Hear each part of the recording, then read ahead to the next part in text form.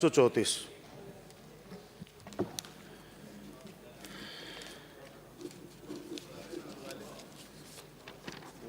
अध्यक्ष महोदय, प्रश्न का खंड 1 जयपुर विकास प्राधिकरण के क्षेत्राधिकार में मुहाना गृह निर्माण सहकारी समिति की योजना सचिवालय नगर का वर्ष 2003 में नियमन शिविर आयोजित किया जा चुका है और सचिवालय नगर विस्तार योजना का नियमन वर्ष 2005 से विभिन्न कारणों से विचाराधीन है।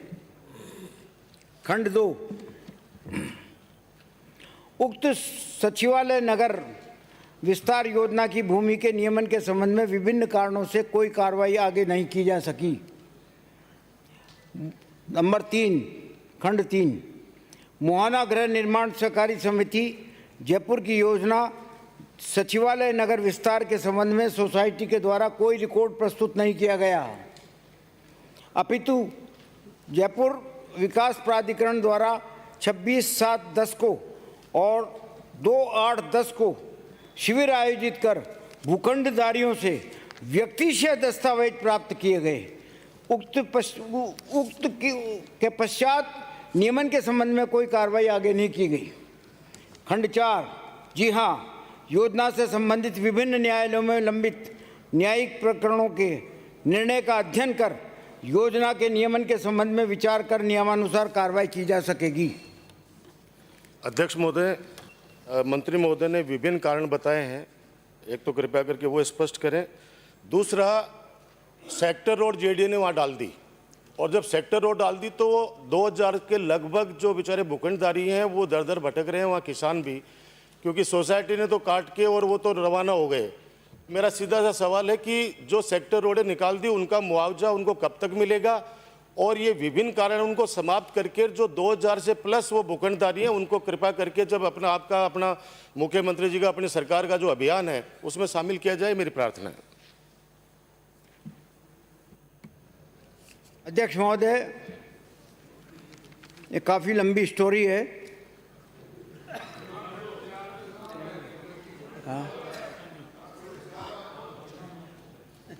5 ग्रामों की 92.236 हेक्टर भूमि स्थित है।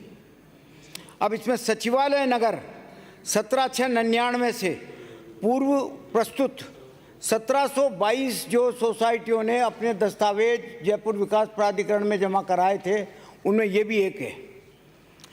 99 में सचिवालय नगर विस्तार का रिकॉर्ड भी प्राप्त हो गया और उस पर मुद्रित भी हो गई, वो किताब बन गई बाकायदा कि किन किन इस सोसाइटी में किन किन आदमियों के नाम हैं। इसके बाद 99 के बाद में जो है सर ये आपका 25.83 हेक्टर में, मतलब 92.236 हेक्टर में से 25.83 हेक्टर की कुल जो समवर्तन थी, समवर्तन में 90 के निर्णय के अनुसार 2003 से किया जाकर के सचिवालय नगर का अनुमोदन शिविर वर्ष 2003 में आयोजित हो चुका है। 740 इसके सदस्य थे। 740 में से 663 आदमियों को पट्टे दिए जा चुके हैं, बाकी एलिजिबल थे। इसके साथ साथ 90B के बाद में फिर जो है इसका आगे बढ़ती है ये बात, और बढ़ने के बाद में जो है ये बीपीसी में भी जाती है, नगर विस्तार में जाती है। तो ये तो हुआ सचिवालय नगर का विस्तार के, इसका तो नियमन हो चुका, कोई बकाया नहीं है। जिनको नहीं मिले पट्टे उनको पट्टे नहीं मिल सकते थे, इस वजह से नहीं हुआ। अब आपने जो पूछा है कि 2 अक्टूबर के बाद में क्या होगा, वो बाद में जवाब दे दूंगा मैं आपको। दूसरी बात यह है कि सचिवालय नगर विस्तार के लिए जो आप कह रहे हैं कि सचिवालय नगर विस्तार की योजना के नाम से कोई योजना का रिकॉर्ड ही नहीं मिला है। उसके बाद 2026/7/10 को और 2/8/10 को एक शिविर आयोजित किया गया जयपुर विकास प्राधिकरण के द्वारा, जिसमें सचिवालय नगर विस्तार योजना के तहत में नहीं, व्यक्तिशः आकर के भूखंडधारियों का व्यक्तिशः आकर के जो है उनका दस्तावेज लिए गए। उन दस्तावेजों की जांच के बाद में भी काम रुक गया। आपने पूछा कि नियमन न होने के क्या कारण हैं। मौके की स्थिति के अनुसार 40% भूमि पर काश्तकारों का कब्जा है। 40% पर, और बाकी जो 60% रहता है उसमें से 50% रिक्त पड़ी हुई है, बाकी सिर्फ 10% पे जो है वहाँ पर मकानात बने हुए हैं। इसी प्रकार से न तो उसका डिमार्केशन हुआ और बल्कि एसटी की लाइन और ऊपर से निकल रही है। सेक्टर रोड के लिए जो आपने बताया कि साहब सेक्टर रोड से प्रभावित हुई है, निश्चित तौर पे प्रभावित हुई है, क्योंकि योजना आपकी स्वीकृति नहीं हुई।